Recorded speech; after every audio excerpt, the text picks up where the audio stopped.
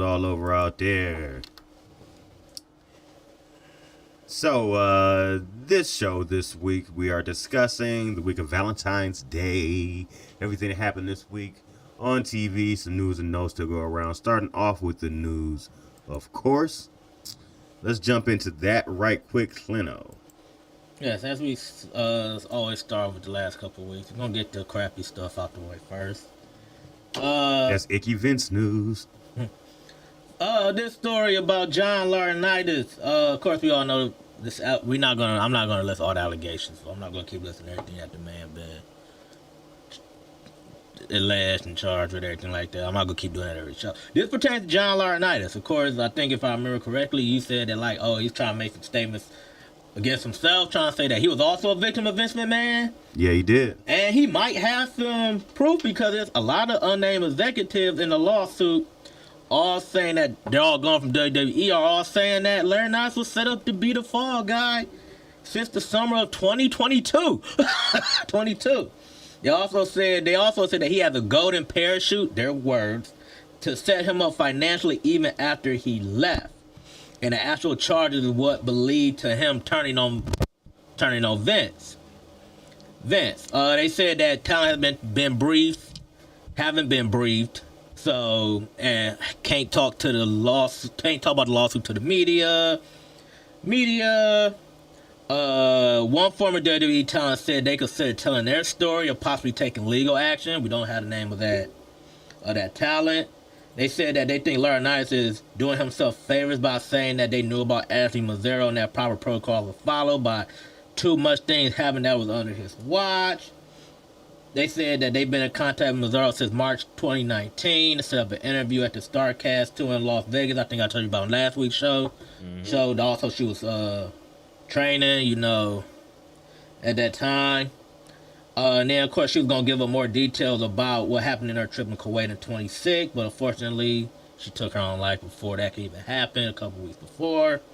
So, he ain't innocent in all this, but apparently, if some unnamed possessor, they're going to come out and say that, oh, maybe he was the fall guy, but it still don't excuse you for what you did, or what you involved in, and all your past integrations you did with Vince, because you was involved in way more than what you're letting on. Which leads to our second story, which means another McMahon. Carla Papia was a friend of Ashley Mazzaro, said that Stephanie McMahon knew about her getting sexually assaulted and didn't really do nothing about it. They said that this was a legal document 29. Of course, she made the account about the soldier she had in Kuwait who was posing as an army doctor. She informed management about the incident, but was advised to keep quiet to maintain a company relationship with the military. However, WWE disputes this claim. There have been reports of charges of denial, and a lawyer representing Laurinaitis stated that Vince and other executives were aware of the incident. Carter Papia said that Stephanie was also informed of the incident, felt that she felt intimidated and received no sympathy and support. Said she spoke with Vince many times. Vince had his daughter take his place because she was a female, a woman, and made Ashley comfortable, but they just played with her. They played with her because everything that Stephanie said made her feel comfortable, safe. As soon as they walked into that boardroom meeting, Ashley was on her own. She was threatened. No compassion, no sympathy. There was nothing. She also made statements, of course, that Vince had inappropriate behavior towards female wrestlers. He would proposition female talent and retaliate with unfavorable scripts if they rejected. He would taunt their reputations. She said she witnessed McMahon engaging in inappropriate behavior with female wrestlers in the locker room, and he targeted her after her appearance in Playboy, which made her feel extremely uncomfortable. And they also said that Vince has done this with another former WWE diva. So, this shit's gonna keep going and going and going. You got them many skeletons in your closet, eventually you're gonna spill out. Yeah. So, that is my story regarding the Vince McMahon thing. Do you got anything involving Vince McMahon or? No, I do not. Alrighty. Well, let's get to some other news stories. Some quick ones. L.A. Knight, Yeah. Pull my Asics.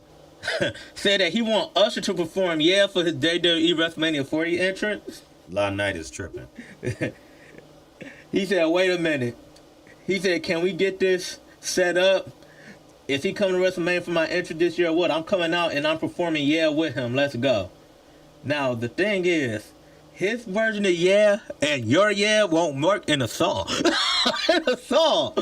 Like I was like, yeah. He gonna say it. We're like, yeah. Like he just gonna keep yelling aggressively. I mean, it'd be better than when Lil Uzi that came out there with that. Give me that. That wasn't that him before the Usos came out. I remember you hated that. I hated that shit. I still hate it. That Was shit so funny. Like, yeah. So I don't know. He might. Oh my god, that was funny. He might. Mr. Steal Your Girls. That's Usher's motto in 2024 apparently. So yeah, LA Knight apparently wants him to perform. Yeah, I still don't know how that's gonna work. I'm kind of looking forward to seeing it though, because I just want to see how it's gonna go. But I don't know. Drew McIntyre deal has been extended past WrestleMania 40. Of course, he was booked for an event in Italy in May, which means they're saying that he's remained with the company, but his deal has just been extended past 40 due to previous injury and inactivity time. They are in talks, and they hope that new contract is coming up soon. They respect him for his own screen work and his commitment to doing media and community events. So I'll probably say it's more and more likely that he's going to resign with WWE. One of them good ones you got to lock up. I mean, yeah, I get it. I understand. I mean, I ain't gonna say he was a lifer because he spent some time away from there, but he didn't go anywhere else major before he went back there. I mean, he spent some time in TNA, but I don't know if I necessarily consider that. They're not considered a major on the level of WWE, so I'm not gonna say that. But yeah, I'm not surprised to resign him. Yeah. And then I got a couple more. I'll run to this one. I'll probably let you get into some of yours before I go to my last one. The Undertaker, as we all know the whole thing, said that things ain't as chaotic with Triple H running things backstage, which I think everybody probably kind of knew that because Vince have a thing for ripping scripts up last minute. He talked about some of the differences. He said he's doing an amazing job, but he said he's changing the game and he's doing it calmly. He said it's not like when I was around. When I was working full time or when I wasn't working full time, it was just chaotic. Example, he said, is like the Rumble. It's a complicated deal. But there's always a tendency, last minute, for things to get changed. Now you got something on your mind made up for a couple hours. And it's like, okay, I want to try to achieve this. This is how we're going to go. Then somebody, and then he says again, they put it in caps, somebody decides now they want to change it. And now all this thought that you put into how you're going to do this has now changed. And oh no, it's 10 minutes to go time and then everything changes. We know he's taking shots about Vince ripping up scripts last minute because Vince will have a thing for doing that. He said it becomes chaotic because it's such a high pressure situation. Now, Undertaker also said, he said the atmosphere is too calm for him. He was asked about Triple H as a calm person. He said, I never seen him yell at talent. At talent. He like, and while he personally doesn't care for the chill vibe, he said he thinks his approach is necessary for this time in the industry. He said, I've seen him get worked up a lot, but he haven't yelled at talent. I haven't seen him badmouth anybody. There's been times where he come back through the curtain and you know the ass chewing is coming, but he hasn't done it. He said, I haven't been around a whole lot. I've been around enough, and I know him well enough to tell. He said, it's too chill of a vibe for me. I don't like it because it's too calm. They're just me on the outside looking in. It's the atmosphere. I think it's because the roster is so young. I think most people today need to be nurtured like that. So it's a perfect time for period in the industry, basically. So, that was Undertaker's thoughts on that. You got any news? Yes, I do. Yes, I do. So let's get into a little bit of injury news around AEW. Matt Hardy confirms Jeff Hardy has a broken nose and will have to undergo more testing. As previously reported, he appeared to suffer injury on Rampage this week when Sammy Guevara's knee smashed into his face during a shooting star press. I know you have a little bit more on that later. So you get to now. RVD say he need to take responsibility for that. Like, I guess it ain't the first time Sammy hurt somebody doing a move since he been in AEW. AEW. And he said he never takes responsibility for it. He tries to blame it on other circumstances. So RD basically saying, like, just take responsibility for it. Don't. If you mess up the move, it's okay. He said, look at a guy like me. He like, you see all the moves I did? I know I broke a couple people's noses. He smashed Triple H's throat. Yeah, he said, I know I did stuff like that. He like, that was during the very first Elimination Chamber. But he like, I'm man enough to admit that I know that I fucked that move up, you know? And that's just part of growing up that you got to do, basically. So then again, Sammy's only, what, like 23, 24? Yeah. He's a young 26, guy. 26. Oh, 12, 26. Oh. On the latest episode of his podcast, Matt Hardy confirmed that his brother suffered a broken nose and will need more tests to determine if there's anything more serious there. He said, quote, it looks like Sammy Guevara Hardy curse is real. It lives on. We thought God, didn't he what's the name out right with a chair? Oh, Lord. He concussed him real bad. Yeah. Remember that match they had? That went all over backstage in 2020? Yeah, that was a bad spot, too. I like, that's not fake. He's really hurt. Continuing his quote, we thought it ended in 2020, but it picked back up in 2024. They're having a hell of a match. It was going to air on Rampage. They have a great match, and there's a point where Sammy does a move and his knee catches Jeff in the face. It definitely rocked Jeff, and Jeff is for sure has a broken nose. That's really all we know. They're still going to undergo some more testing and whatnot to try and find out what his total injury will be. I will say this. We know right now it's a minimum of a broken nose, end quote. Good thing I will say is, like, not saying that a broken nose is good, but good thing it's not a concussion, though. Because, you know, with, like, knees hit noses and faces, you know, it can lead to concussions. You know? Yeah, true. Like, it can lead, like Austin Theory basically said he's not going to do the shooting star press, the Spanish fly no more. After that spot with Carmelo Hayes on the SmackDown they had, when, like, they both got hurt, he said he's not going to do the Spanish fly no more. So he basically retired it, took it out of the arsenal. There's some more injury news. During a recent interview with Sports Grid, AEW President and CEO Tony Khan discussed former AEW World Champion MJF and former Women's World Champion Dr. Britt Baker, DMD.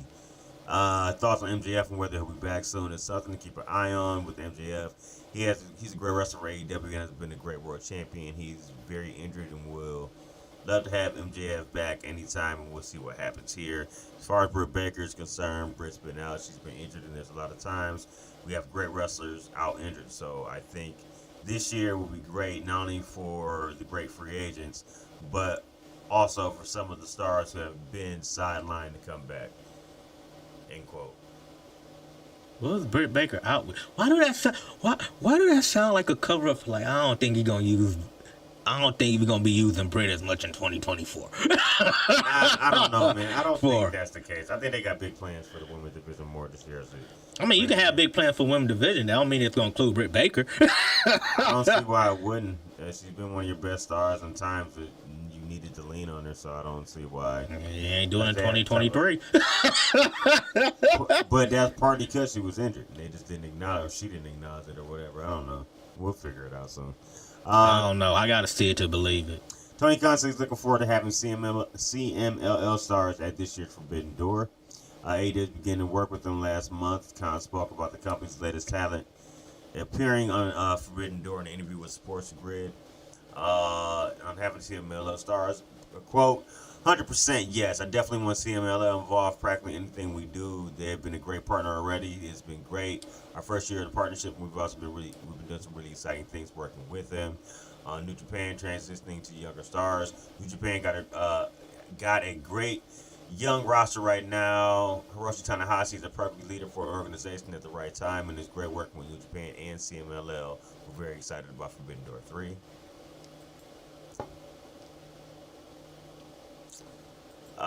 Here we go. So, formerly under the slave name Velveteen Dream, Patrick Clark is now back on the wrestling scene, returning at an indie event in New York. Patrick Clark, formerly WWE's Velveteen Dream, returned. That's everything I just said. At a Dynasty Wrestling event in Albany, New York.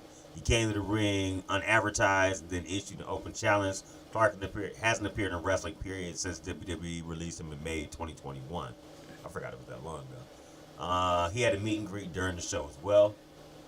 He had a meet and greet? Yes, he did. I don't know if that was very good for him to do. I don't know. You have a meet and greet unannounced? Considering his issues were with fans. Yeah. Right now, but whatever. Trial date has been set for Cash Wheeler's aggravated assault charge. Remember I told you had some road rage incidents where he pulled a strap on the cat? Trial date has been set for an incident that happened last summer. Previously reported, the FTR member was arrested in August 2023 relating to an incident that took place the month before where he allegedly flashed a gun at another person who he believed he had been involved with in a road rage incident. Wheeler entered a not guilty plea on the charges of aggravated assault with a firearm on August 3rd. PWI insiders report that Wheeler did not appear but was arraigned on Tuesday in Orange County, Florida. That still makes like a money grab. Pre-trial date set for May 20th. He hoping for a settlement. That's what he hoping like gets like some money out of it. A&E announces official details for the return of WWE Rivals and biography WWE Legends. The official date that says it will be back. It premieres February 25th, so this Sunday, tomorrow. It says the new episodes this season will cover Triple H versus The Rock. Biography will look at Randy Orton. This is from the statement.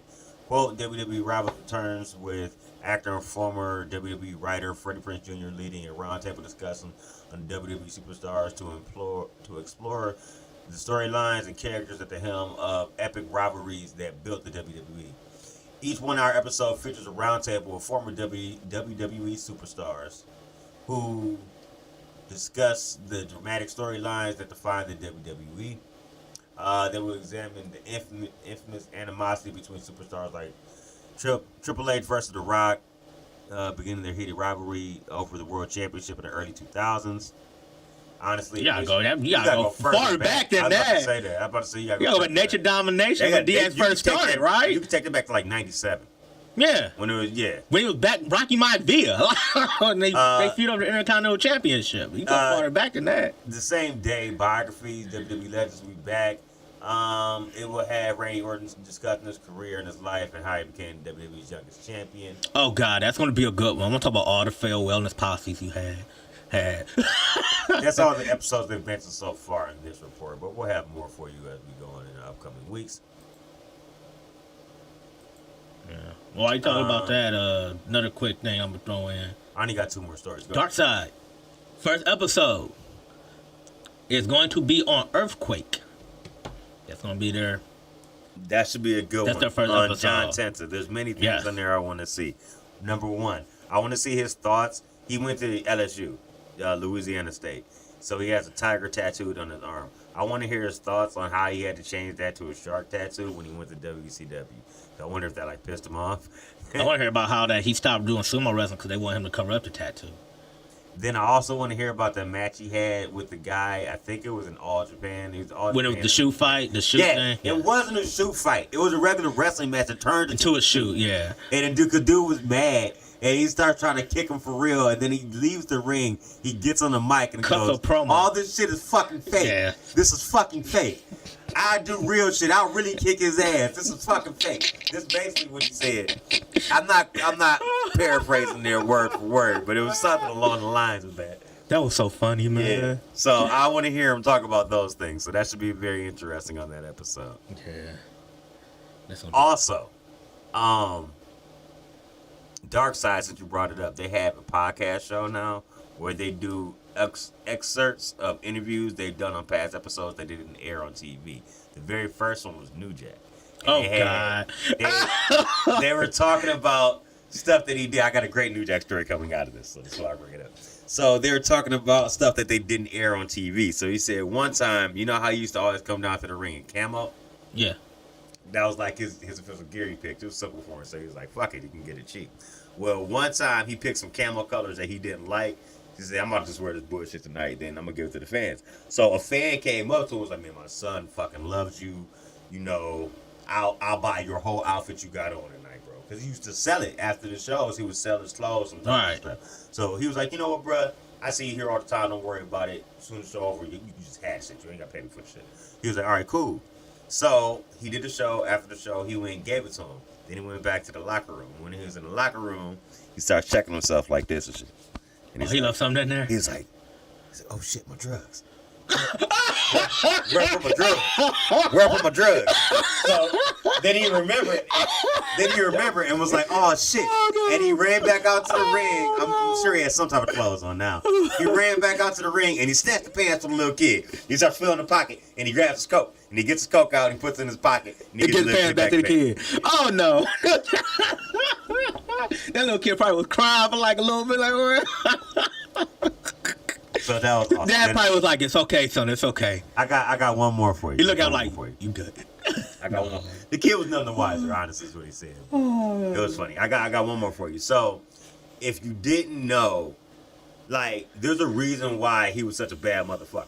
It wasn't like a facade. Like, he really It's the way he grew up. He was really a bounty hunter and shit like that. And he still bounty hunted while wrestling on the side. Matter of fact, while he was in Smoky Mountain, do you remember D'Lo Brown?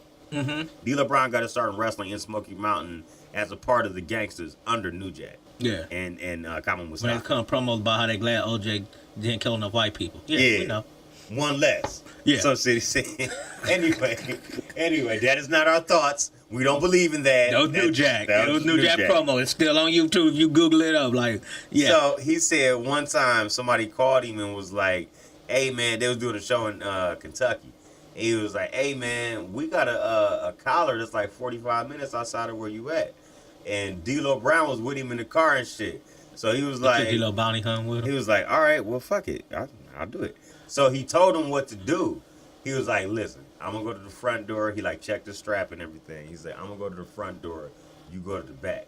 He said, do not let this motherfucker out the house. He said, I don't care what you do. I don't care what he says.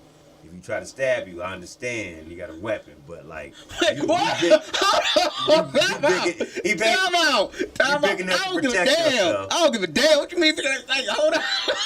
He basically told him like, you should be cool, bro. He shouldn't, you know. There's a chance you might get stabbed. You might have an accident happen, but he said don't let the You're cat big out the enough, house. though, yeah. So he catches the cat, and he ended up having to take him like in the car with him back, right? And their next show was like in Atlanta. So from where they was at, that was like a 7-hour drive. So when he gets to the car, on the way to the car, he's telling D'Lo like, listen, bro, there's a certain way you got to be in the car, bro. It's a certain way you got to sit up. You can't like, do not nod off and fall asleep with this motherfucker behind us, because they can try something, choke you off from behind you with like a shoelace or whatever. Yeah, you better tell him stay So alive. basically, for 7 hours, he had to sit in the passenger seat, nervous as fuck, with a prisoner behind him in the car, so they can get back to Atlanta to get this collar Oh, God. for catching the Poor D'Lo Brown. D'Lo Brown looking like. New Jack stories. Where was this at? This on YouTube or something? No, this is I got a podcast app on my phone called Podbean, and it was on there. So just look up Dark Side of the Ring. Matter of fact, I can give you the exact name of it right now. I got a while. Oh, God. So it's like that whole episode just like New Jack stuff. The first one was New Jack. The second one, oh, it only started like 2 weeks ago. The I'm first just gonna one watch the was New Jack one. The second one was Kevin Von Erich. The New Jack one's gonna be funny. Oh, God. So the exact name of the podcast is, as my podcast app opens here. Sorry, it is loading, folks. Pardon my slow ass phone here. Not working with iPhone. I guess that me banging on Android, I guess. I don't know. Anyway. All right. So the name of it is Dark Side of the Ring. Okay. It's just Dark Side of the Ring Unheard. Okay. The New Jack episode is 56 minutes. It's not even long. It came out on Valentine's Day. That was the first episode. That's gonna be funny. That was the very first episode. That's gonna be funny. Anyway, so back to our stories in the news here. So Tony Khan says this particular week we just had was one of AEW's most hectic weeks for injuries and unavailability.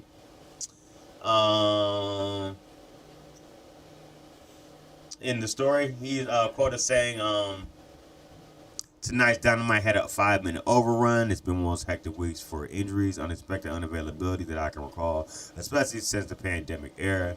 Tonight will be a wild Dynamite on TBS. For example, Kyle Fletcher dealing with visa issues, so he couldn't be there. I just mentioned some of the people that are already out with injuries right now. Also, Trent Beretta was pulled from the show due to concern from being attacked by the Undisputed Kingdom. Coming out of the Texas Death Match from the week before. Chucky T already got attacked by them also, so he is out and he was already dealing with the shoot injury prior to being attacked. So all of that came into play there. I have one more news? It's from your fave. You said you had one more for this week too? Yes. All right. So we do a verbal coin flip. I have a funny Uncle Eric story. Okay, I'm gonna go next. Okay, because Uncle then I'll Eric's say always that. funny. I'll say you know, that. Uncle, we always gotta end with Uncle Eric. Because he's a hater. So let's go. Is he hating this story? Yeah, of course he is. He always hating. Yes, he is. Yes. Bushy Road canceled the contract of Rossi Ogawa. Of course, we all know this is founder of Stardom. Now, they basically canceled his contract. He has been accused of poaching wrestlers and staff. Staff, basically.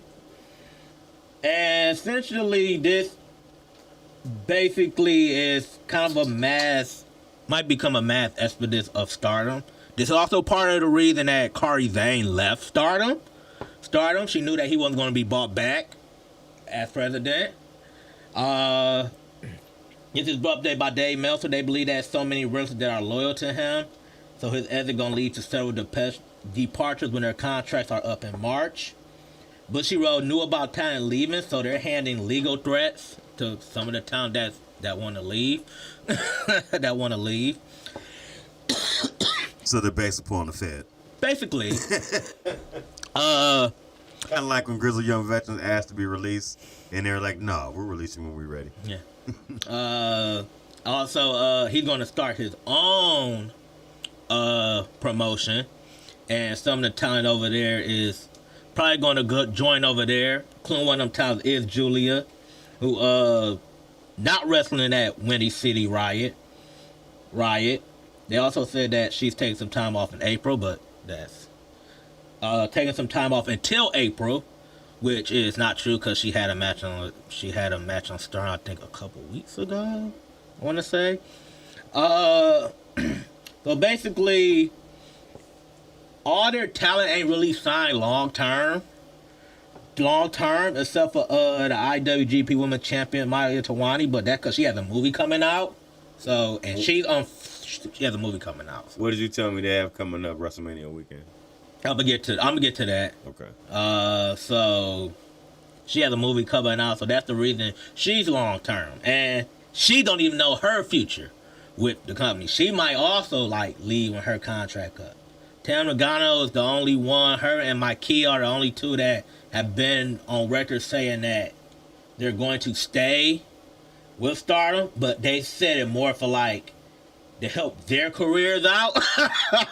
So they're not staying to help you. They're staying more for themselves.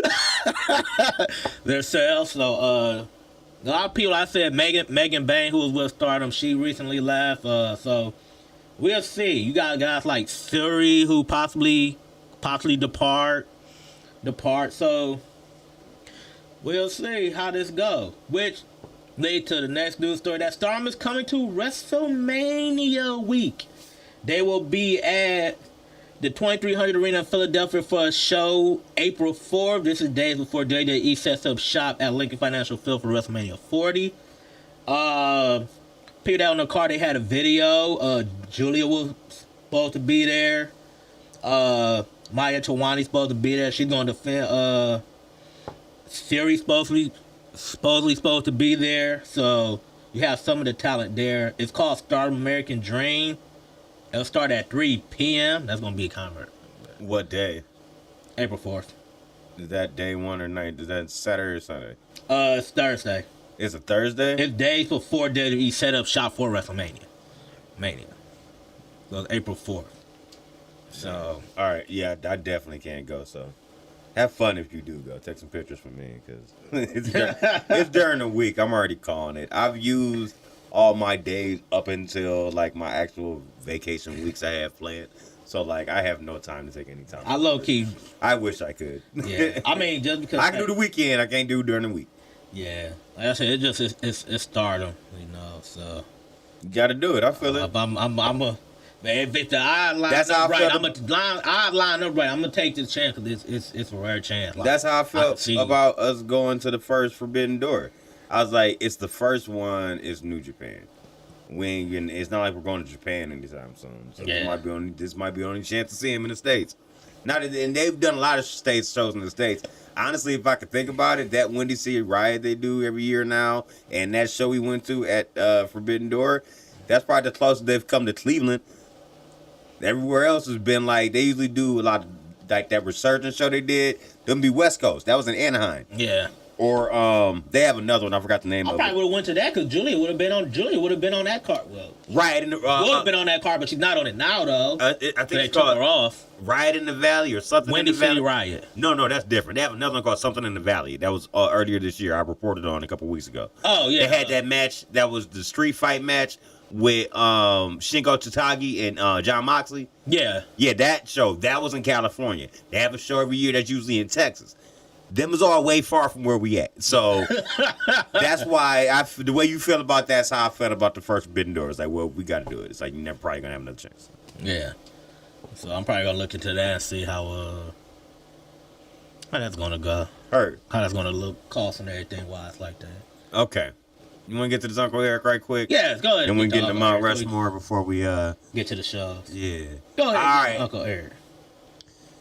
Okay. What's he talking about? It's kind of this a time? long one. It's kind of a long Oh, one. Ready? God. All right. So you really about to be doing some hating here. All right. So, Eric Bischoff on why the Young Bucks versus Sting and Darby Allin doesn't have a storyline. So, Okay.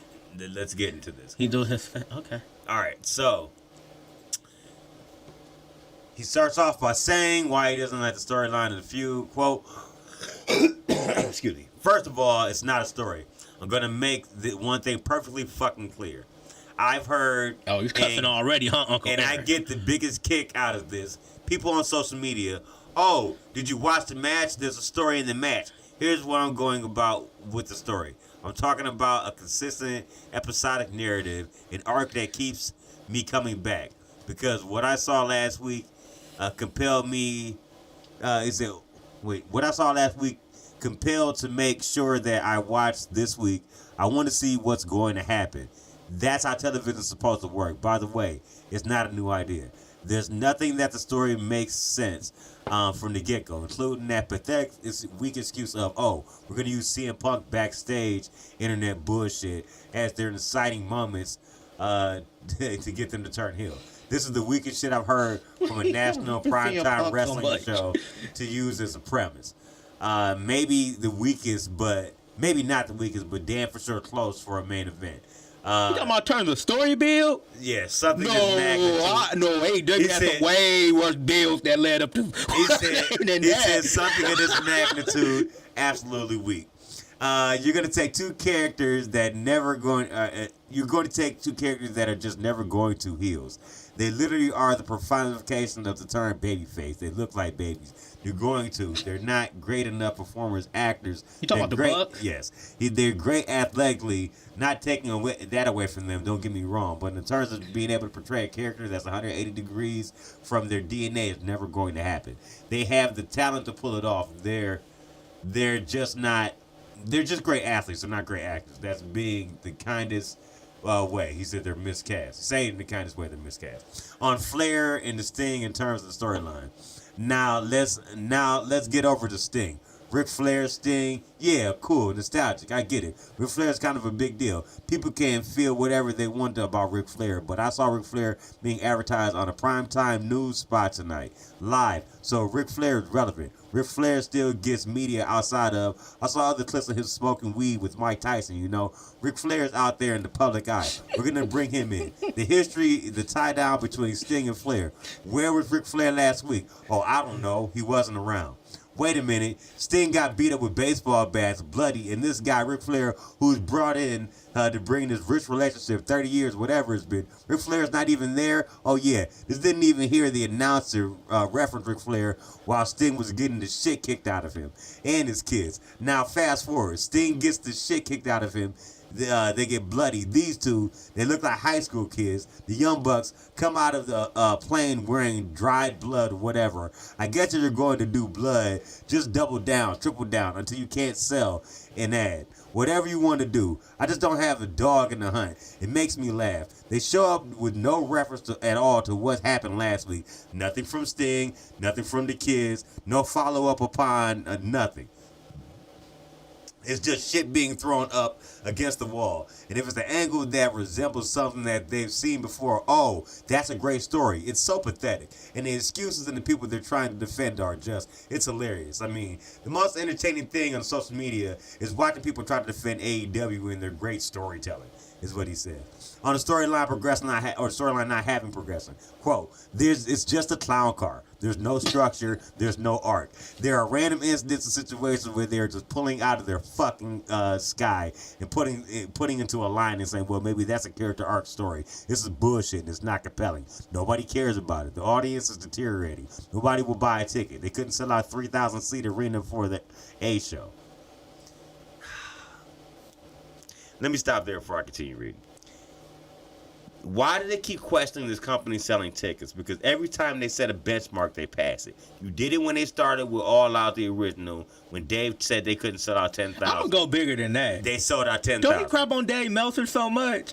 Why are you using a Dave Meltzer quote in the back of your argument from a guy you crap on so much? Then on top of that, then they went and sold out Wembley, and nobody said they could do that. And that was 81,000. Actual ticketed. Not paper. Not a 93,000 that you said for years and years was a record, which actually wasn't 93,000. It was more like 78 something. Like, they keep setting that benchmark. Based upon weekly TV, which everybody's weekly TV is down. You mean to tell me WWE is selling out every fucking Raw that they doing? Maybe right now during this build to the Raw to WrestleMania, go back and look some of the fucking Raws from October through December. I bet not even one of them motherfuckers sold out. For example, and this isn't me using one against the other. I'm just using it for an example of ticket sales in America. Because those are the only ones that really sell tickets. TNA ain't selling tickets like that. Ain't nobody ROH, MLW, ain't nobody selling tickets. So the one you can make this comparison of selling tickets would be the WWE. So this isn't me trying to knock one against the other. This is just comparison stakes when I say that. Continuing to what this hater is saying over here. On Sting's retirement match, helping sell Revolution tickets. Another one that's already sold out. Sold out. And I think Dynamite on the Go Home Dynamite coming up week is already sold out too in Huntsville. Anyway, quote, John, if you believe that, if you really feel that's what they're doing is a good character story or an arc that's in, let's start again home. John, if you believe that, if you feel that what they're doing is a good character story or is an arc and it's in and of itself, I can't help you. There's nothing for us to discuss. Sting would have been an amazing moment if he went out there and beat you. The tickets they sold for Greensboro have everything to do with Sting and nothing to do at all with the direct that they see on TV every week. Some people seem to think that it's a great story. It's horrible. The audience is turning away from it. It just sucks. It's random situations plugged in and thrown up against the wall, hoping something will stick. People are going, yeah, but it's really a great story. It's not. It's horrible. And proof is in the pudding. The proof is in the members. Proof is in the numbers. The numbers don't lie. The numbers don't have an opinion. And yeah, the pay-per-view I guess the pay-per-view is going to do okay. But in March, how many tickets did they sell the minute that they announced Sting, right? People are going to buy tickets to see Sting's last match. It's nothing to do with the Bucks. It's nothing to do with the story. And the story could have been so much better if they didn't have fucking holes that you could fly planes through the story. Going back to Ric Flair. Why even announce it? Why bring him in the first place? Why tie him to Sting as a babyface that you're going to use them? And then why you have so many big holes that suggest to me that that there's no thought behind the story. End of story. Who said that Sting and Darby are not going to win a Revolution? They might. I don't know. I honestly think Sting. This how I book it. They win, they go over, Sting retire, and then you use your EVP powers as Dicks, Matthew and Nicholas, because that's your names now. and strip Darby of that because Darby ain't got a tag partner. A tag partner. Like, I don't know. I don't know. Eric Bischoff just always. I'm tired of talking about Eric Bischoff. He always hates on something or somebody. I kind of feel like his hate. I feel like he feels like in his I'm telling day, you, bro, he would at the way he must have AEW fired him after that one day he worked for them. So AEW tells their stories in the ring, and he doesn't believe in that because he had a wrestling company that would literally put on 4 separate matches on the same show that were 3 minutes or less.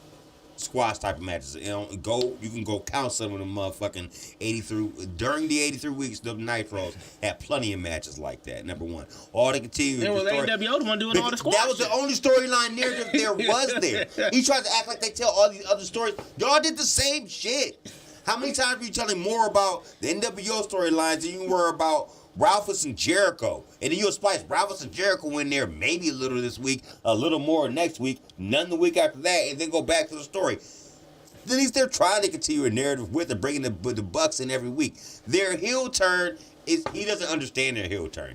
He feels like their heel turn should be complete 180 from what they were before, like Hogan in the yellow and red going to the black and white NWO Hogan. Yeah, that's night and day. Their night and day heel turn for them is the bright colored super kick party being more face-like, them being more dick-like. Yeah. That's how they do it. It's a little different. That's all. I get the story, and it's my fault that you don't understand that.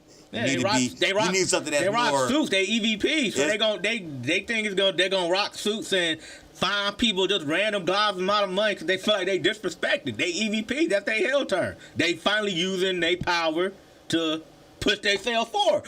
Yeah, exactly. Do what they want. That's like I get it. I'm and sorry they not wearing their their colorful clothes and everything like that. And they move so when they turn heel is different. They don't focus on all that high flying super kick shit when they heel. They more like, oh, y'all want super kick? Yeah. No, you're not going to get one. Yeah, don't give them what they want. I don't know, man. I feel like he's more the ilk of Vince Russo. Yeah, they blew his beer out when he turned heel. He'll give up on story. He'll give up on more wrestling in ring, in turn to put more story on TV, and then you get more bullshit that way. They're doing it a different way, bro. Accept it. Quit trying to always. He always turns some shit on the face. Oh, here you go. These fucking marks and love this shit. Like, I'm sorry that Tony Khan hurt your feelings, bro. How long did he work for Tony Khan? Maybe a day. That's why he probably still so bitter. Because he got turned away. I'm not gonna lie. And he felt like he had so much he could offer to him, and they didn't want none of your work. Also, he got this gripe with AEW. Like he said, he felt it's more storytelling. It should be more storytelling than wrestling. No offense. Have you seen WWE lately? Why don't you crap on Triple H? Because Triple H is going from that same direction too. He's putting on way more wrestling than storytelling. Telling it the way it is now. Like, no offense, storytelling ain't as. You're not telling the story like at least it's to like major. What's the name? You can do good ones, but the only one they hang on is the same one that they've been riding in the ground for the last 3, almost 4 years with the Bloodline. Your other storylines you have from there, Judgment Day. That's okay storyline.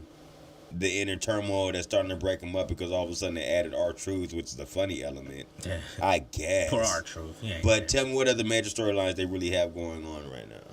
What, WWE?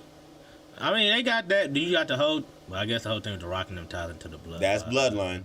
I'll give you one that they're not even featuring that much. I'm gonna say this too though. One thing people gotta realize too though, like Triple H just came from the Attitude Era with the long-term booking, so he gonna run storylines 3-4 years long. That's how they did it back then, the Attitude Era. I'll give you one more. You flip-flop the belt so much during that time though, like. But The Rock was what, like a 6-time champion during the Attitude Era? He ain't held that belt no more than like 4 months at a time, probably. The only other storyline that's of major note for them to me right now is the storyline of Bayley and Damage Control. If you watch Elimination Chamber, they got some storylines coming. They're gonna build most of their storylines from the Rumble to Mania. That's when you get all your storylines. Like, I think you got a lot of storylines coming from Chamber. That's going to impact WrestleMania down the line. The only other one they have major to me is Bayley separating from Damage Control. And they haven't been doing that right. Why wasn't she featured during that press conference? She won the Royal Rumble. Y'all ain't showed her no respect for real since she won that Rumble. Yeah, I don't know why they do base. So That doesn't make any sense to me. But we're talking about storylines and comparisons to companies and shit. But I guess that's here nor there. Let's get into. So the general point is that both companies are not running towards storylines like no more like that though. They're not. They're focusing more on wrestling. Like, what's the one thing we had? What's the one gripe we had about WWE? Man, they have a 3-hour show, but we only have 4 wrestling matches. We have like 6 20-minute promos. We have like 8 backstage segments of people we don't really care about. Now, you get a 3-hour show, you get 7, 8 wrestling matches. Like, you're gonna get a promo occasionally, but it's gonna be from one of your main storylines. So like everybody's going away from it. So if you're gonna gripe about AEW doing it, you gotta kind of gripe about WWE doing it too. But I don't know. He just has some hatred for Tony Khan. Tony Khan must really treat him like shit that one day he worked for him. I guess so. He must have told him to get his coffee or.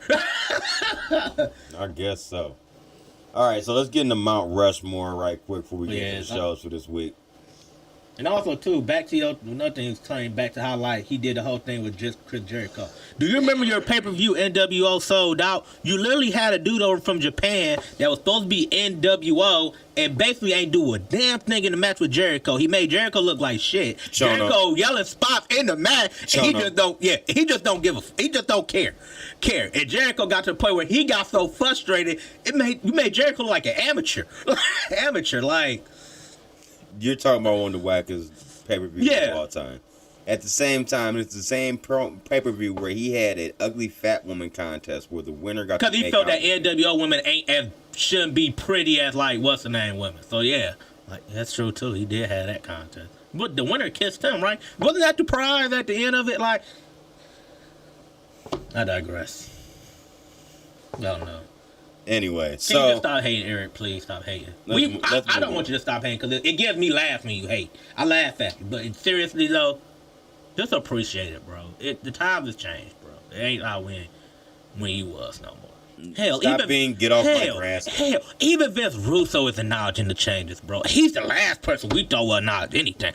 Yeah, they're in the same boat. They believe in more story, less wrestling. But Russo is like literally like one like, hey, I don't like it, but I understand the way they going. He still will crap on it, but he will give a little praise here and there. This man just craps on it. He has no praise. Let's get into Mount Rushmore, brother. Yeah. So we had WrestleMania matches that on paper looked great, but ended up disappointing us in the end. My first one I had was one for maybe a lot of people didn't want to see at the time, but on paper probably should have been better than it was. And I'm calling Roman versus Undertaker. I believe it was WrestleMania 34. I looked at it to make sure. But yeah, that was a bad match. Maybe for the fact that Taker had a concussion from the beginning of the match. Maybe for the fact that for the second time of the streak, he lost. Which... That's his last Mania match? No, that wasn't his last. He had a couple more after that because he had the Boneyard match after that. Oh, okay.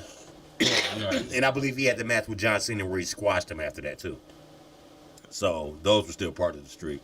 But I don't know. I think this was another unnecessary loss in the streak. A lot of people think that Brock Lesnar loss was unnecessary. A lot of people felt like the streak should have never ended. Some people felt like the streak should have ended, or some people felt that Brock Lesnar should have been the one that ended the streak. A lot of people said they felt somebody like Edge should have ended the streak.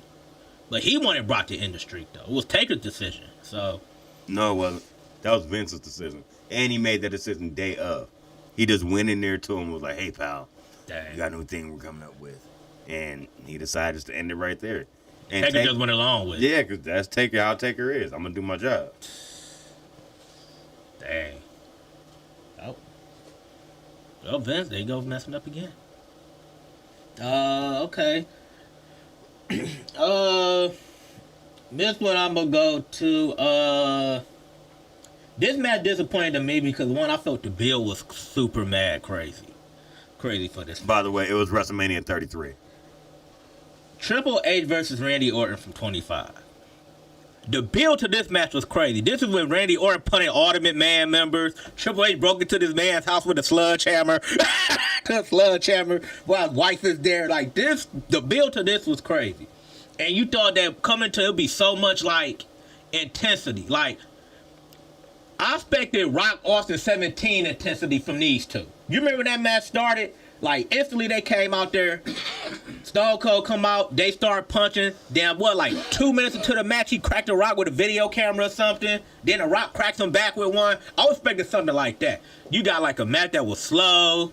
It kind of drugged. And it was disappointing for the build that led to it. I was expecting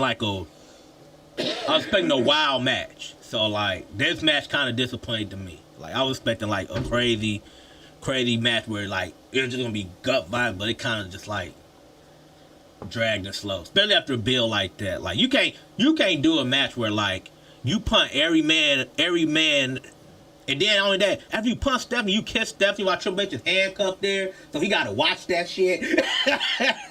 Then he breaks into your house with a sledgehammer.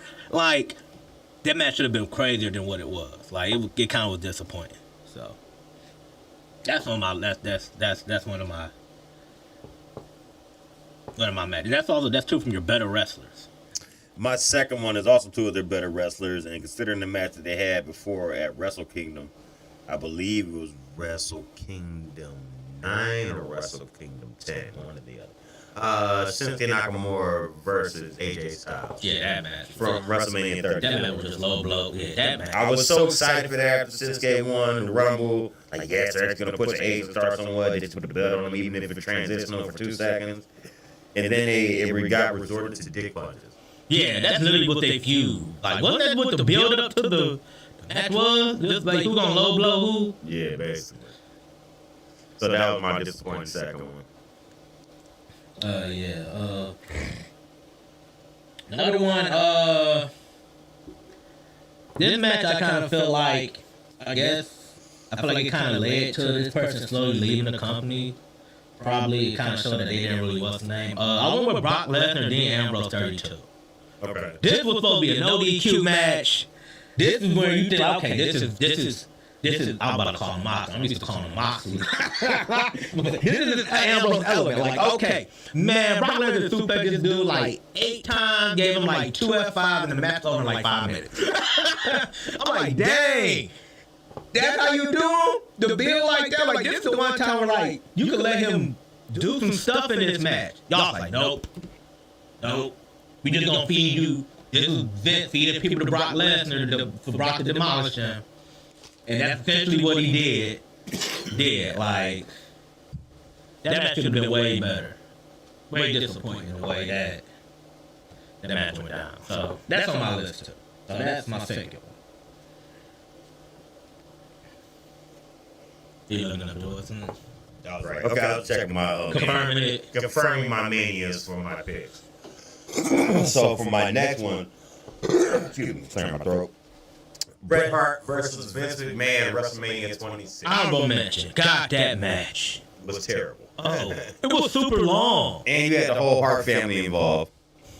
That match, Vince should have beat his ass. No, Bret should have beat him in like 3 minutes, beat him up, put him in the sharpshooter, and that should have been the end of the match. I mean, what that match went like what? He had years of frustration to get out of that ass, along with his family. It's not like everybody got a dick kick in. What that match was way long. Oh, God. So that was my third, is Bret versus Vince. That was terrible, self-explanatory. My last one may surprise you. This one I got on here,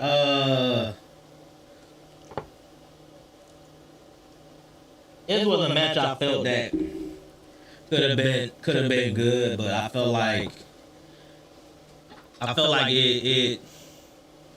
it disappointed, and I also felt like kind of in a way that like probably because like people that was coming back, but I don't think they were still suffering from ring rust and everything like that. And this was, I went with Damage Control. I want to say I think it was Damage Control versus Becky, Trish, and Lita from 39. I thought that match would have been one of the best matches of the what's name. Because one thing we can say about Trish and Lita, they still can work in the ring. And you seen her match against Becky from Elimination Chamber like some years ago. You know Lita still can put the work in. Trish was ring rust. Trish showed ring rust. It was like, they wasn't like conjoint with spots. And I swear to God, I said it dramatic. I swear I think Lita was coming there with an injury. Like, she was just like limpy, like she had hurt a knee or something coming into that match, but it was just like basically you had Becky and Damage Control basically like was the crux of that match basically. Mm-hmm. And I felt that like, and then again, probably Ring Rust on Trish and, her just, just coming back. Ring Rust is a thing, no matter how long you've been wrestling, no matter how good you is.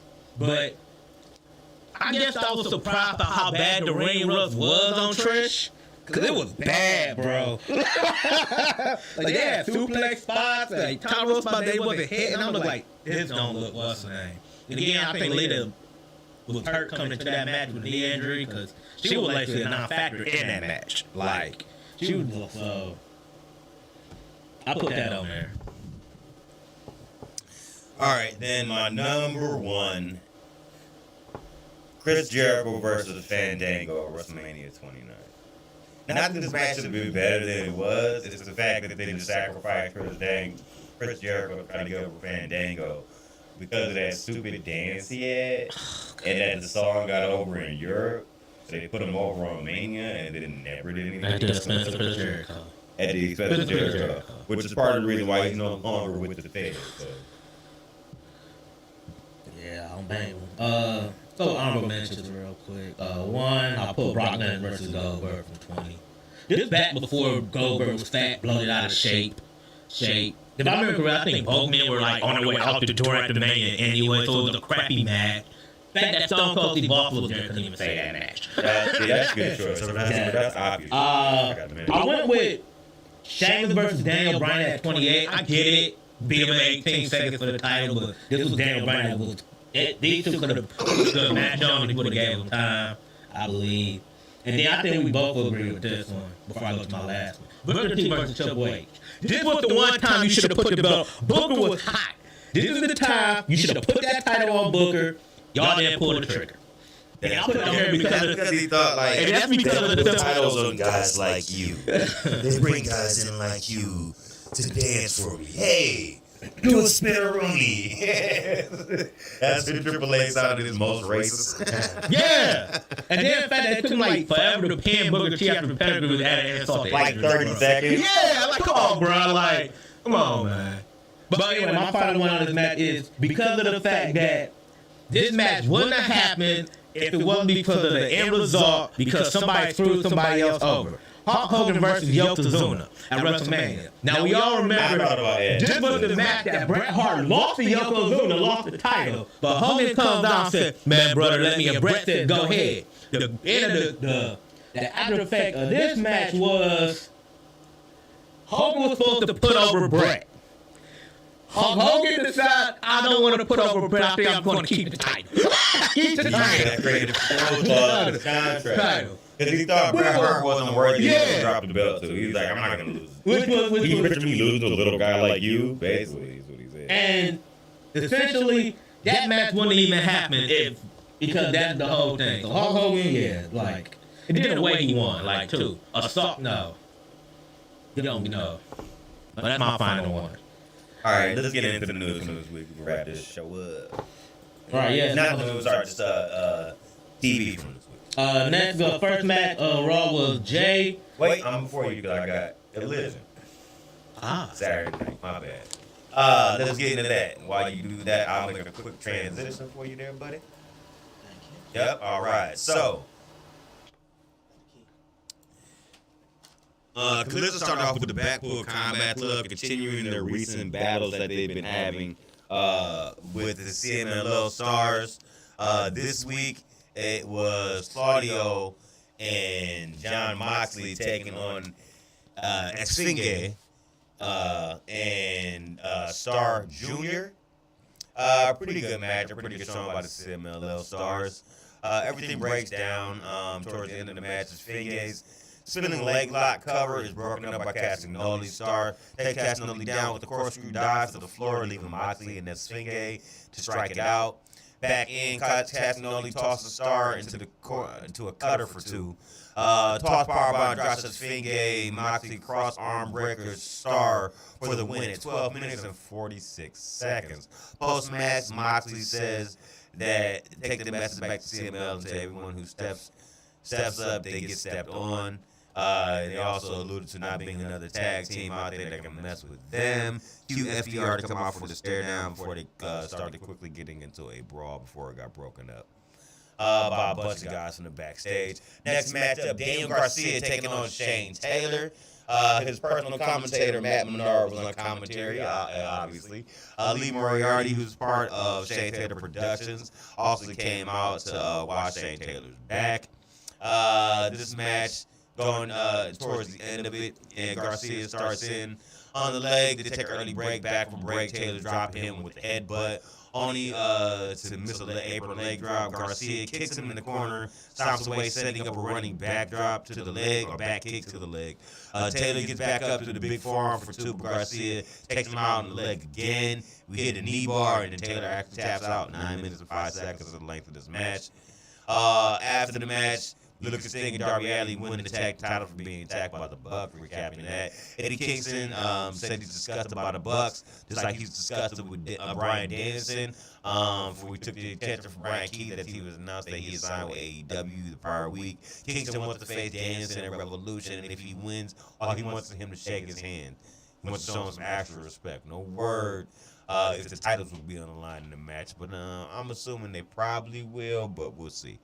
Next up, squash match. Brian Cage taking on the Outrunners. This match went 1 minute and 12 seconds. I thought you were about to play our game. Guess that squat, but never mind. Damn it! Sorry. I didn't. You coming back in made me. It's okay. I forgot about adding that into that. My bad. It's okay. The funny part about this match is that they came to the ring with the Vegas Golden Knights mascot. Now, for most people, they don't care about this, but I do, because I fucking hate the Vegas Golden Knights. Love your city, hate your fucking team. They're rivals of my team. It is what it is. The throwing snow cones? Yes. Yeah. So, I don't like and this is going to make me sound like Uncle Eric when I say this. I don't like the fact that they've only been around for like 5 years or less, and they're already as good as Colorado. Fuck you. We had to build and work to fucking get there. You motherfuckers have one expansion draft and it makes the playoffs in your. I think they didn't make the fucking finals in their first year.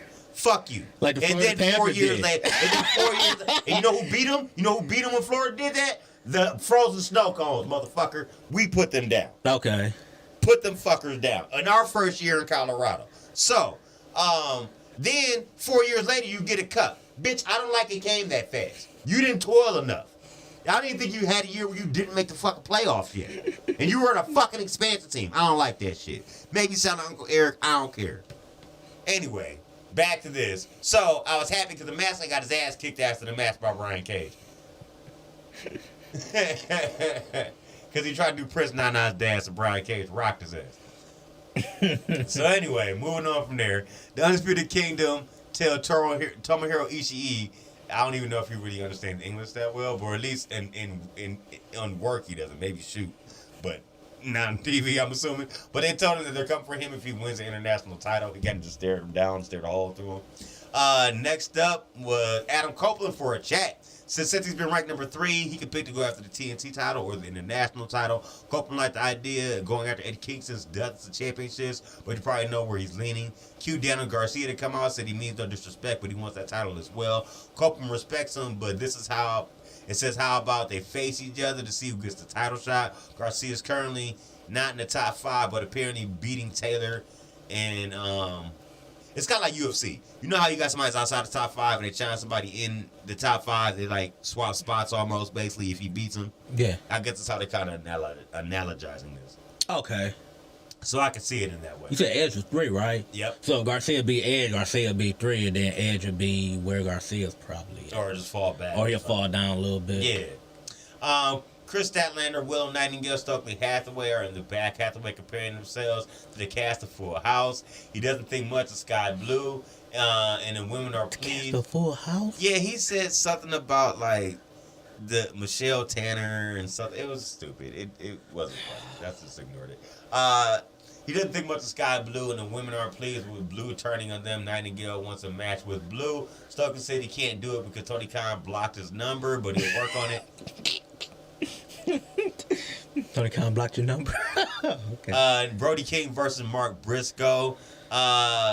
This basically stems from the involvement in that three-way they had against FTR in the cage with Garcia when they attacked Garcia and they thought he wasn't going to make the match and he was going to step in for Garcia. Yeah. This is spinning off of that.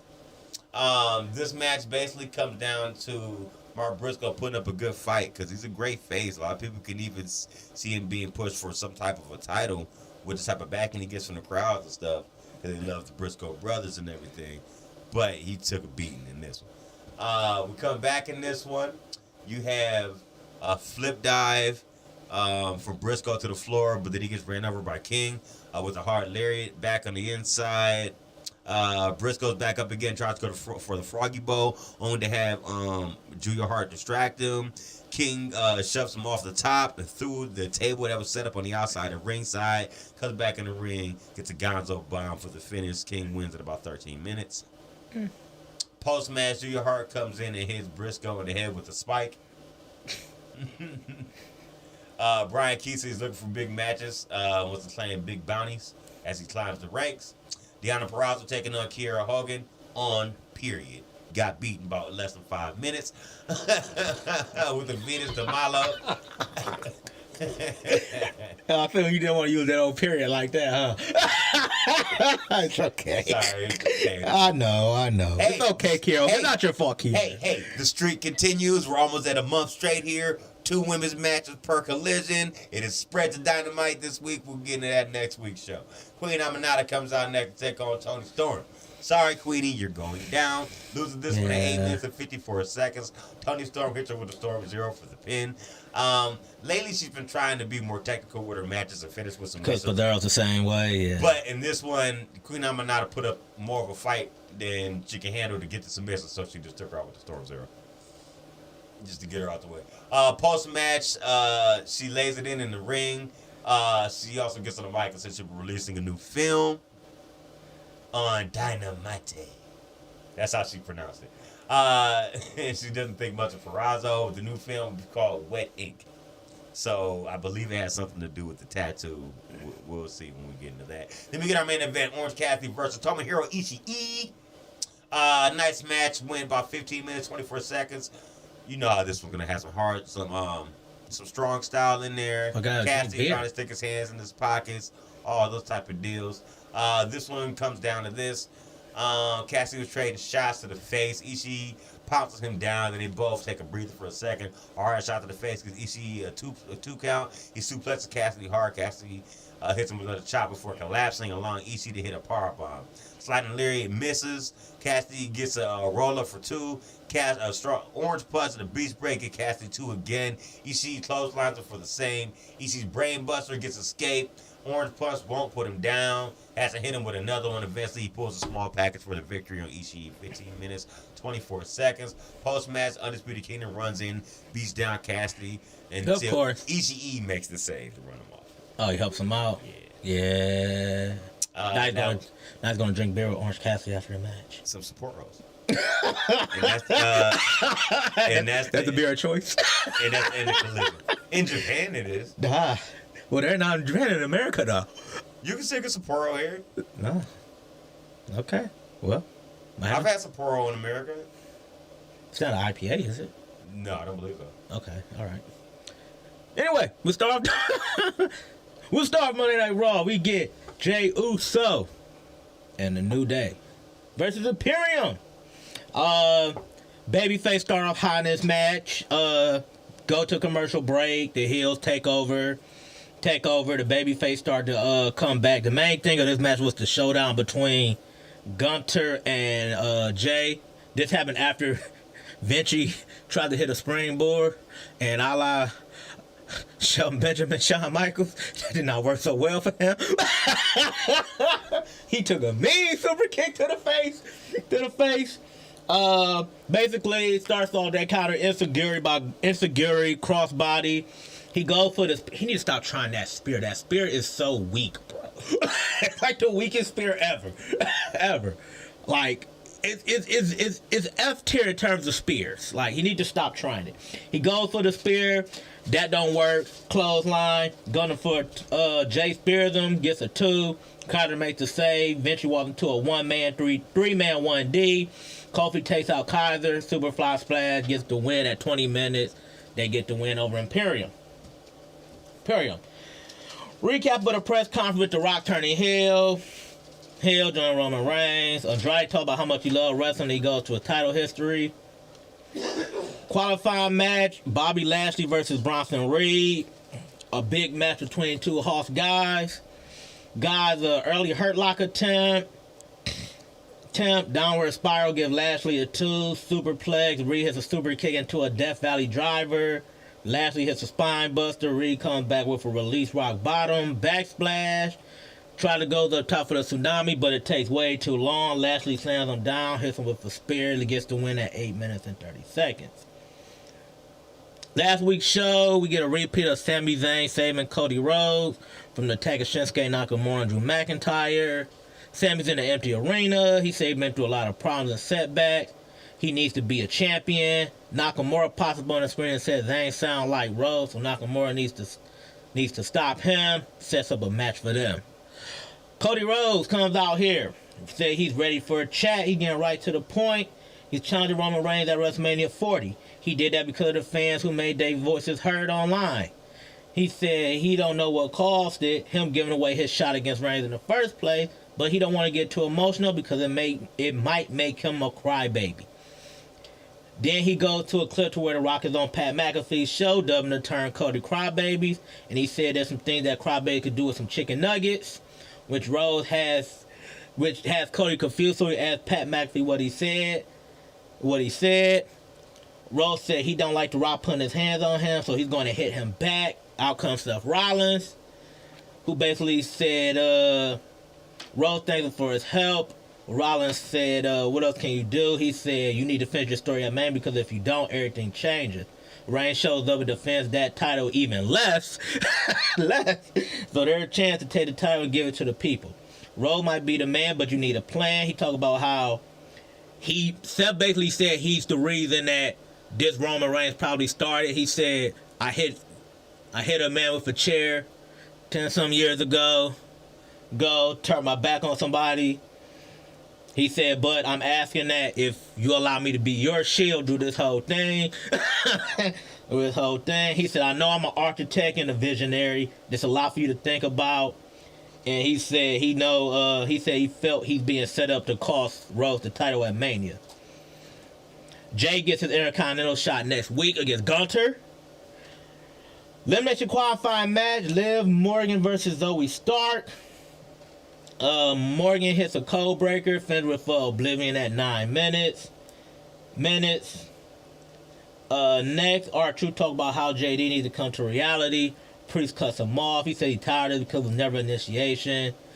Madonna faced Truth in a match. This part was so funny. R-Truth is a treasure.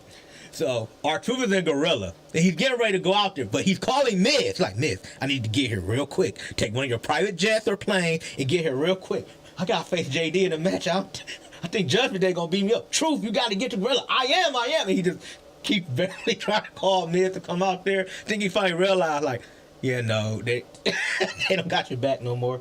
Leads to a match. JD gets the win at 6 minutes and 30 seconds. We all expected that. Next, they jumped in with a beatdown, but DIY makes the save. Next, we get Becky Lynch. Apparently said something about she accepted a prime invitation for 2034. Anyway, she talked about the road to Mania. She talked about how people love Rhea Ripley. No one believes she can beat her, but Becky's not nobody. Some reason she gets a drink from ringside. She makes a toast to Ripley, basically. Out comes Nia Jax, who I would give Nia Jax this. So basically, she was fake crying, talking about how, like, if she's talking about how she wished that her mom was half a woman that Lynch is, basically. She was like crying as she was sounding emotional, but it was kind of like fake tears. She was like acting as she was saying it, though. This lead to a brawl between Ripley, who they're two going back and forth again. Let's get crushed in the corner. She drop kicked Jack out to the floor. They basically just have a stare down. That's that. McIntyre talk about how he's the only unselfish person here. Cole needs to take himself out the match next week.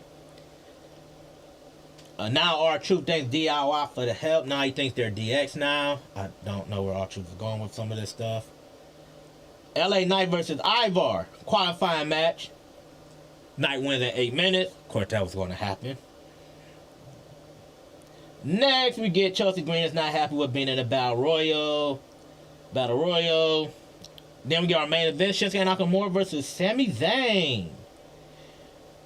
Good match. It wasn't good as their match from 8 years ago that they had, but it was still a great match. Nakamura kicked Zayn, knee out of midair. So shots him to the back of the head. He gets the win at 17 minutes. So, post-match, they beat him down again. Cody makes the save, even in the odds for making the save last week. Then we get to NXT. I gotta see if I can write NXT. You know, sometimes I'll be putting them in order. Next, Von Wagner and Mr. Stone. Yes, Mr. Stone is in action. What was he in there? Robbie E, I think. Mm-hmm. Yeah, they get. Yeah, the fake Snooki and everything. Yeah, I know. Yay! He still lose. 5 minutes. 5 minutes. Hey, he takes the pen here. Here. Next we get Ridge Holland versus Gallus. This match ends at a DQ at 10 minutes. Cause Joe Coffey pulls Holland out, and then basically, I don't know how it is with DQ. I guess he tried to pull him out and attack him, but I guess he did it stupidly that the ref seen it. Rich Holland just have not been in presence since he been back, unfortunately. Lexis King. I dare say that he never was. Yeah, I know, right? I know. I'm trying to be nice.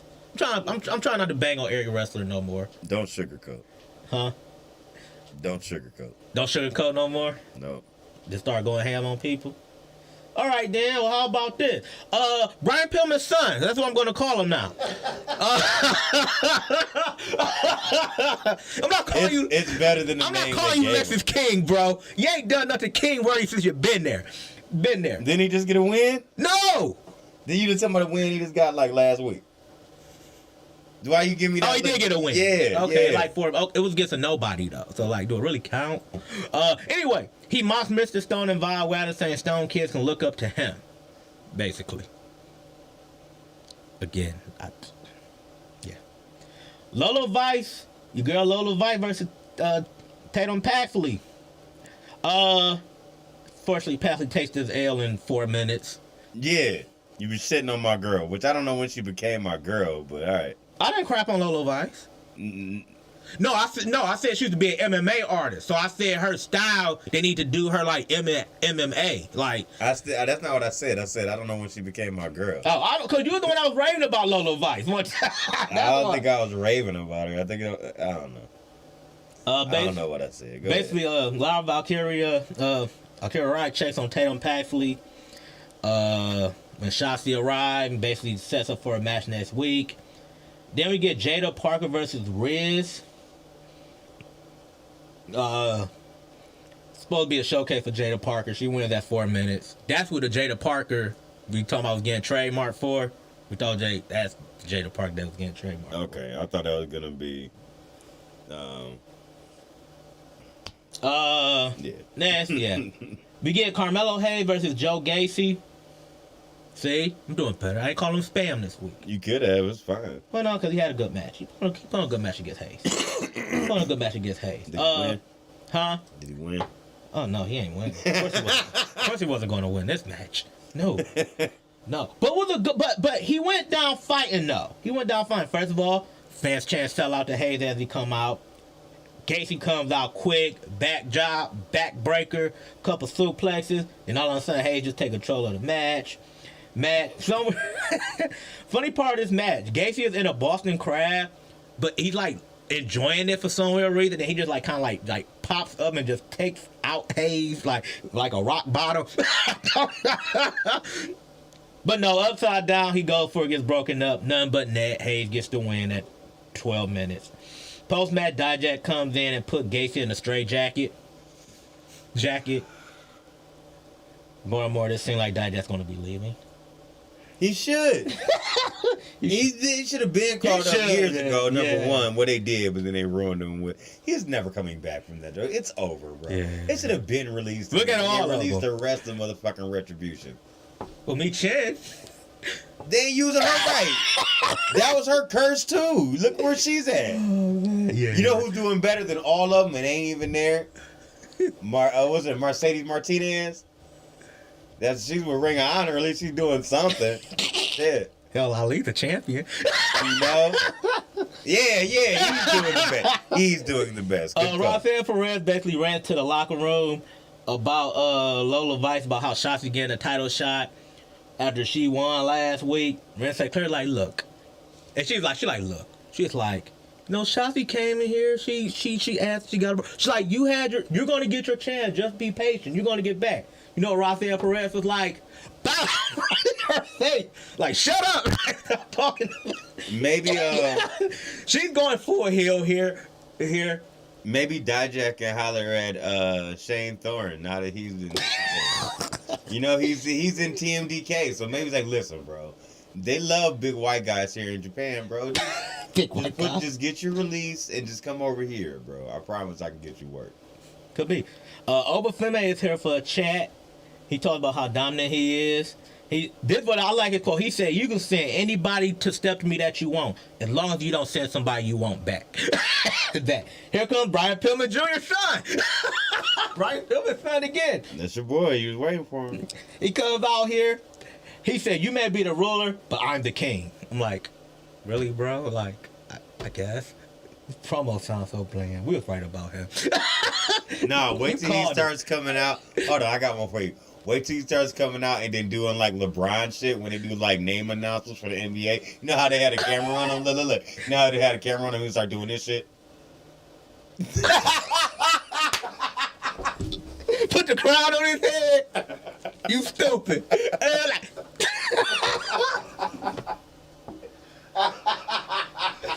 Oh, God, he need to do that now, though. I need that, and I need Eddie Kingston to come out with bums. It's coming. I'm going to get you that shirt. I'm going to get you the bum shirt. I need them too. First, we get Josh Briggs.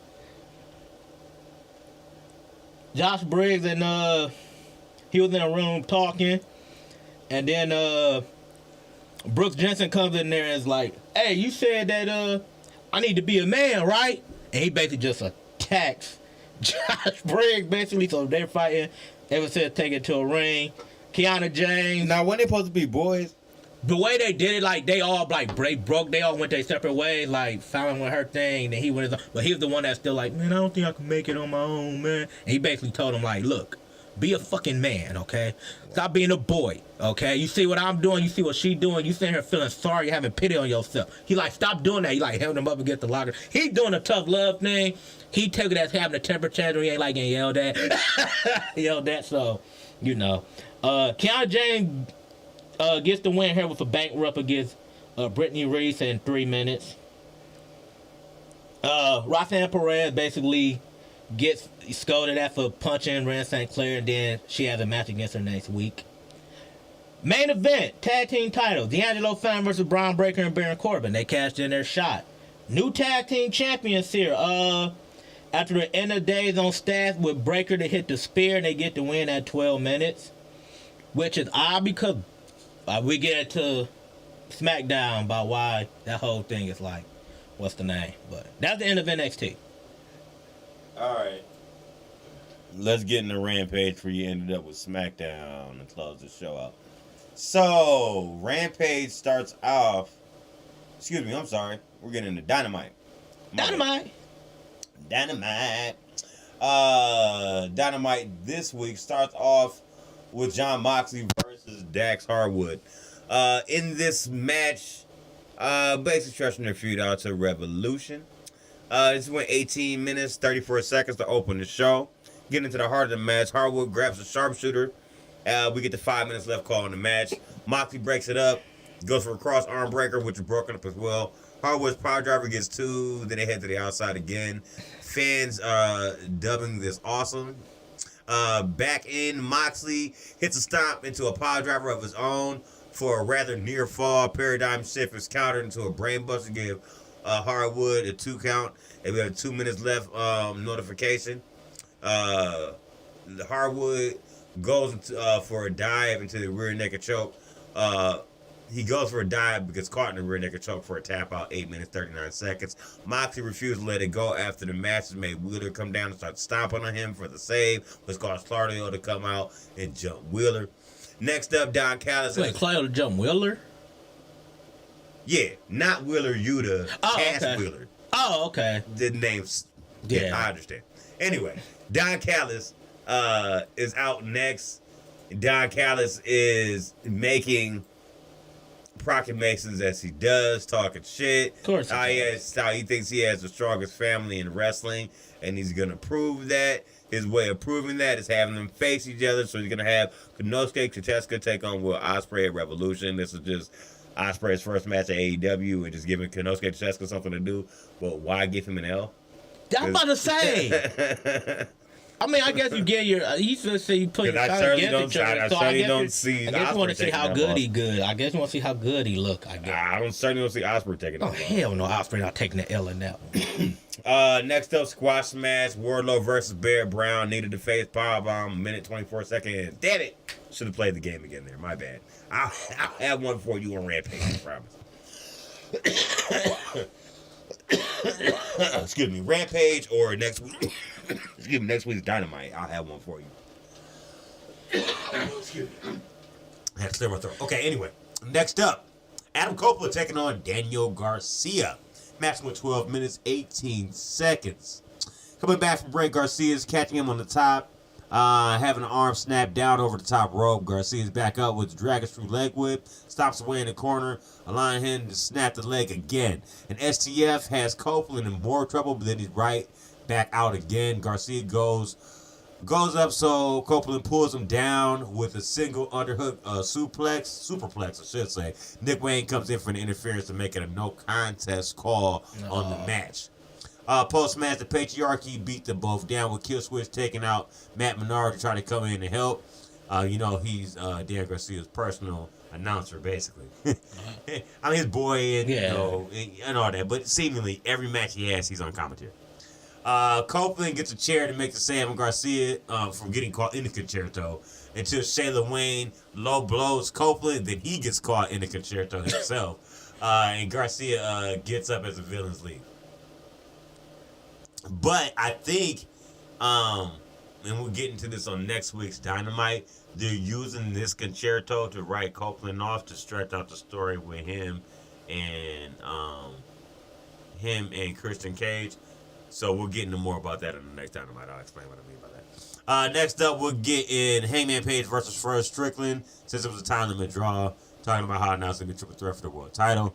World champion Samoa Joe out for a chat. Joe brings back up the ranking system to make sure that they face the best. But then Page and Swerve went to a draw. Therefore, AEW took a page out of the Texas playbook of making the title match bigger and dumber. Joe promises to hurt one if not both. Promised to hurt one if not both of them. Then Swerve comes out with press now not to interrupt. Swerve says he wasn't supposed to make it personal, but it's getting in the way. He says he has Joe's hunger that defines the greats, and no one's hotter than Swerve right now. He's been hoping for a break for years, and now today's that day. People walk away, they can say it's Who's house, and they'll do it again when he leaves Revolution with the title. Adam Page comes out, says Swerve couldn't beat him last week and he shouldn't have a match. It should be Joe versus Page at Revolution. Page says Swerve doesn't deserve a second time with him because Swerve couldn't get it done. Joe isn't having it, and he says he's winning Revolution as usual. He can talk with the best of them. And he says, I'm just going to get it done and leave the belt and dog both clowns. And he walked off throwing the mic down, basically. Next up, we see Toni Storm's film. Basically, in the film, she's narrating about her times that she spent with this so-called Perazzo. And she's basically dogging her. So-called Perazzo. She was like, I let her hang on my coattails when we were in Japan. She was basically my young girl. I got this tattoo just to, to show like we had some solidarity, but we really don't. And the whole time she's talking, the tattoo artist is basically, so you know what the tattoo is, right? You seen the tattoo? Yeah, I've seen the tattoo. Okay, so basically what she did was she had them draw a knife stabbing through her skin on both sides of the tattoo. So the tattoo's in the middle with the top of the knife here and then the bottom of the knife. Oh, that's okay. Right there. Like it's stabbing through it, but it's just drawn on her leg. Yeah. So that's basically what it was. And she says... Was it silent? No, she was talking the whole time. It was in black and white though. Black and white should be silent. It was voiced over. She wasn't talking on video. The video was silent. It was just showing the video of what was happening. But it was voiced over by Toni Storm narrating it. Okay. She wasn't talking through the thing. She was just like okay. She was narrating over it. Oh, okay, all right. There wasn't like a script to it or anything. She said she let her be a young girl, but now Purrazzo has forgotten who she is, and now she can have the old Toni Storm if that's what she wants. Purrazzo says she talks too much and promises to break the bitch's arm. Top Flight versus Young Bucks is next. Coming down to the middle of this match, Darius clotheslining his way to freedom, hitting Enziguri, allowing the tag, and Dante, everything breaks down. The Top Flight, Stereo sunset flips, gets Stereo near falls. Dante drops both of them. Darius uses his brother as a tool to hit a tornado DDT for 2 on Matt. Nick sends Dante into the barricade, though, and then it's a low blow to drop Darius. EVP trigger is enough to finish off Darius in 11 minutes and 7 seconds. Post-match, the Bucks talk to Tony Schiavone, praising Top Flight and talking about how they are the official #1 contenders. At the same time, they do not like what Tony has been saying about them, so they fine him $1,000. Tony gets shoved down, and the EVP trigger is loaded up on him. Only have Darby Allin running to make the save with a baseball bat. Darby Allin then talks about how not being able to get a job back when the Bucks was just start hiring all their friends when they first opened AEW. He said, thankfully, there was another EVP here who saw what I had to offer and decided to bring me in. Speaking about Cody. Talking about Cody Rhodes. And he said, I'm not talking about Kenny Omega. He didn't say his name. Yeah, but we knew he was talking about that. So the fans give a Cody chant. Allen talks about how the Bucks re-signed here because it was easier. Allen brings up the first Dynamite, which he didn't feature him, but he did feature Brandon Cutler. You know, we already know about we know who Brandon Cutler is. Yeah. Now it's about tag team titles and Revolution and Sting's final match. The champs have nothing to lose. Apparently, so that makes the title match official for sure. Okay. Batman Bang Bang Scissor Gang is ready for a 12-man tag on Rampage. But he's not happy with his son taking his lines during the promo. Next up, Willie Nightingale versus Sky Blue. Sophie Hathaway on commentary. He's officially told by Taz that Taz officially owns the color because he tried to be like, look, I'm coming out here in solidarity. Taz, me and you got on the same color, brother. And he was cut off quickly like, no, excuse me. First of all, you're wearing something that's in a hue of gold. And this is Somerset Orange, which, by the way, I have owned the trademark to the color orange. Okay, you own the color orange?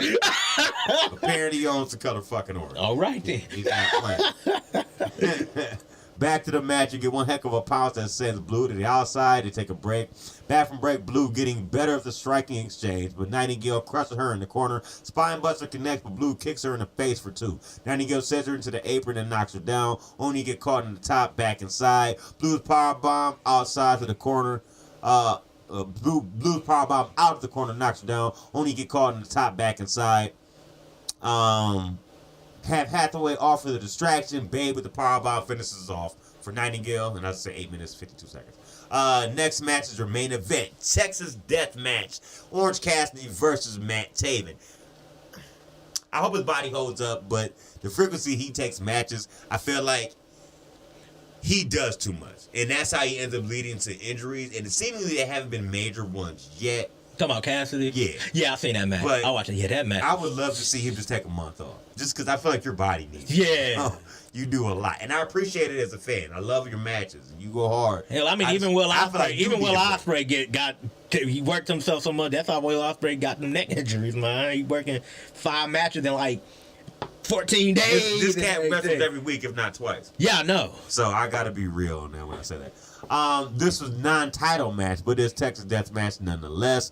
Pretty crazy match. Some of the best parts of the match is they set up a table on the outside leaning against the announcer's table. Then Matt Taven knocks Cassidy to the outside. He's leaning against the table. Taven does too much. And instead of just jumping off the apron, he tried to run through. He runs off the ropes and tries to do a tope over and topes himself through the fucking table by himself.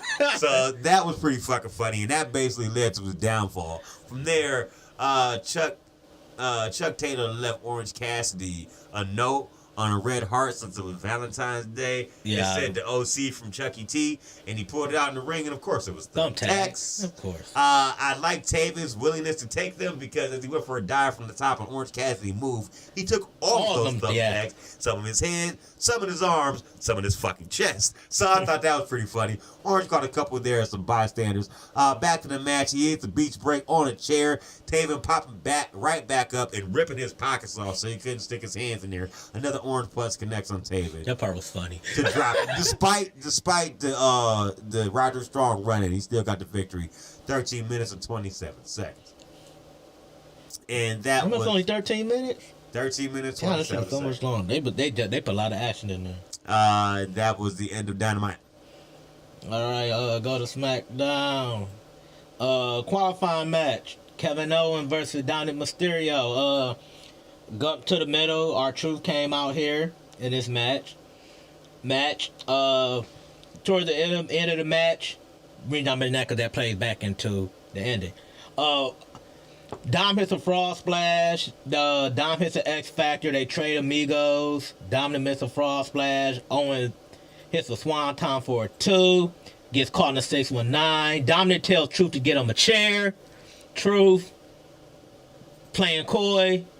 And it leads to a distraction. Owens hit the pop-up powerbomb at 14 minutes. 14 minutes. McIntyre said he has to win he has to win the chamber and he has to win the heavyweight title. LA Knight said not so fast. He's going to add McIntyre's name to that WrestleMania tombstone on his shirt. Next, we get Tyler Bate and Pete Dunne. They're ready to win a tag team champion. Bate said they need a tag team name. Dominic said, Judgment Day going to beat y'all anyway. Bate was like, we can beat you in R-Truth next week. Elimination match. Selena Vega versus Tiffany Stratton. Tiffany Stratton wins this match with the prettiest moonsault ever. Can I make a quick side comment? After a distraction by Elektra Lopez. All right, so here's my quick side comment. Yes. How in the span of 10 months have we gone from you having a championship match in your home country of Puerto Rico to being sacrificed and newcomers coming in less than a year later? And not only that, your existence of even being in that championship match was forgotten about a week or two after that match. I'm not going to say how the mighty have fallen. It's just, these are the things I hate in their booking styles, which many companies do. I just feel like some companies are better at having somebody that battles for a title and might lose that title shot. They still somehow keep their relevance. WWE, this is what often happens. You get that shot, and then after that, maybe they use you again, maybe they don't. Yeah, I think with she lose off a distraction from Elektra Lopez, which keeps their feud going. She might be one of the ones that might be going down there. Might be going back to NXT probably. I don't know. Is that considered a good thing nowadays because you're still NXT being is not used? a demotion. It's not. I don't consider it a demotion. I don't consider it demotion for the likes of the OC because for them, you know why? Because the WWE is a money grab for them. They are mercenary wrestlers for hire, and they'll fully fucking admit it. I don't blame them. They know when they want championship. They have contract talks that come up, and they look forward to it because they're not going to be paid to do nothing, and they're fucking fine with it. They are. They on my mouth. They on my Mount Rushmore the inspiration. I wish I could get paid guap. I wish the same. I'm not hating. I'm just being real. No, you're not. I will gladly. So that's why I'm saying, like, I will gladly job down. You get sent down because they're not using you on main roster. Look at the victims, I call them, that get sent down there. Now, for Shotzi, not so much because she seems to be a little bit on the rise, at least on main roster, but you were still used in that same way. Who else did they sent down there recently? Baron Corbin. Can't tell me that was an upside for him. Yes, he got the thing going on with the Wolf Dog, but that's going to be broke up soon because they're going to be bringing Braun Breaker up. Nobody said they're bringing Baron Corbin back up anytime soon to do shit. Then you also have the likes of the OC, which I just mentioned. There's other ones they do it with, too. Apollo Crews, that was another one. They had nothing to do with him. That's why they sent him down there. It's not considered a demotion, I feel you, because it's not that type of thing. But if you go from main roster to down there to me, and you ain't going down there to win titles or something like that, like they did with Becky Lynch, and then she won a title and then immediately put it on somebody else to help put them over, No, I look at it as a demotion in that way then. I don't look at it as a demotion. I don't have a problem with you if you get put back down to NXT. People that look at the demotion, look at NXT, it's like it's not like, they're like, oh, well, it's like the minor league for WWE. I don't look at NXT like that. NXT, I consider NXT a third WWE brand. I feel like they put on better shows most weeks than Raw and SmackDown do. And also, it depends on my opinion, like, you can say a guy like Baron Corbin, but Baron Corbin been doing some of his best work in NXT. It just wasn't a spot for him on main roster. So put him down there, have him work with some of these young dudes, which he is doing, which he is mentoring, and it was the name, paid away for him. Some people, they work, and it don't work for some. But I also feel like you can throw somebody down there in NXT for a little while, have them come back up, and it'll work. And the whole thing with Baron Corbin, actually, they're talking about bringing him up with Braun Breaker. So, like, Corbin's probably going to get bought back up. So, I don't look at it as a demotion. It don't work for everybody. Some people go down there and they get lost. That's just in general. But it's not a demotion to me. Like, NXT is I consider their own brand. And also too, NXT, hell, in my opinion, probably better consistently than both shows. Both Raw and SmackDown. Anyway, what was I saying? Oh, so yeah, so Timothy Strong gets the win here. Elimination qualifying match, which, so I said Lena Vega probably might be going to NXT for a few with Elektra Lopez, probably. AOP versus Javier Bernal and Bo Morris. Guess how long this match was?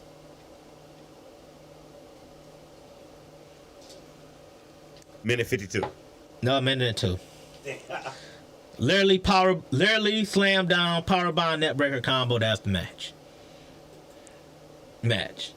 Elimination chamber qualifying match. The Miz versus Logan Paul. We all know who won this match. Logan Paul. 12 minutes.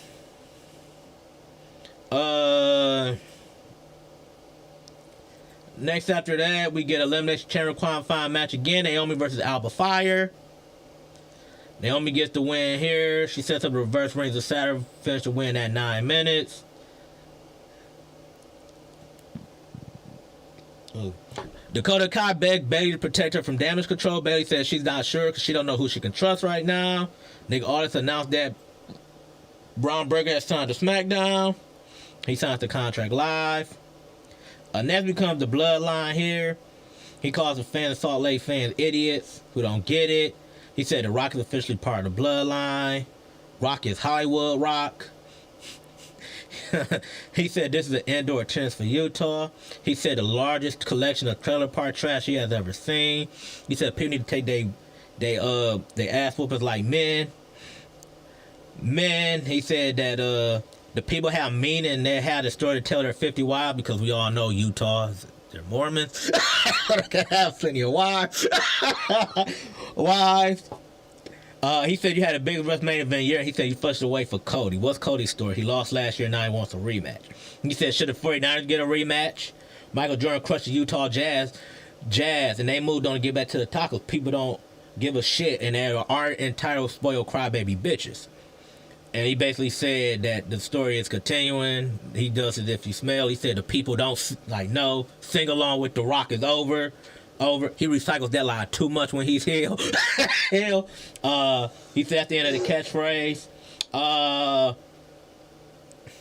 Then the thing is that, two things from this promo that I took away. When he said, I'm going to make sure you do everything to lose your title, he was talking about Cody Rhodes, but he was looking right at Roman Reigns when he said that. And two, when they throw up the one for the Bloodline, The Rock did it, but he did it with an L though. I don't think they caught it. They didn't catch it. I caught it.